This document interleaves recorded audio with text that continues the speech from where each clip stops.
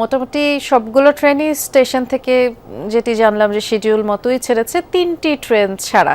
এছাড়া আপনি রেলযাত্রা নির্বিঘ্ন করতে কি কি উদ্যোগ দেখলেন সরকারের পক্ষ থেকে, একটু সার্বিক চিত্র জানাবেন। বৃষ্টি সকাল থেকে 9:30 পর্যন্ত মূলত যেই ট্রেনগুলো ছেড়ে যাওয়ার কথা ছিল সেগুলি সব কিছু ঠিকঠাকই চলছিল, কিন্তু সকাল 8:30 বাজে নির্ধারিত সময়ে যেই একটি ট্রেন অর্থাৎ বুড়িমারি এক্সপ্রেস, সেই ট্রেনটি কিন্তু এখন পর্যন্ত স্টেশন ছেড়ে যেতে পারেনি, অর্থাৎ প্রায় 3.5 ঘন্টা বিলম্ব হচ্ছে একটি মাত্র ট্রেন। এবং সেটি বিলম্ব হওয়ার কারণ হিসেবে মন্ত্রী যেটি বলছেন যে ট্রেন লাইনের উপরে খড়কুটা শুকা দেওয়ার কারণে কিন্তু একটি চাকা লাইনচ্যুত হয়েছে এবং যার ফলে সেটি কিছুটা সময় লাগবে বলেও তিনি জানিয়েছেন। এবং সেটি বাদে কিন্তু অন্যান্য বাদবাকি সবগুলো ট্রেন একেবারে নির্ধারিত সময়ে ছেড়ে গেছে, যার কারণে আমরা সকাল থেকেই কিন্তু স্টেশনে থেকে আসলে যাত্রীদের সাথে কথা বলেছি।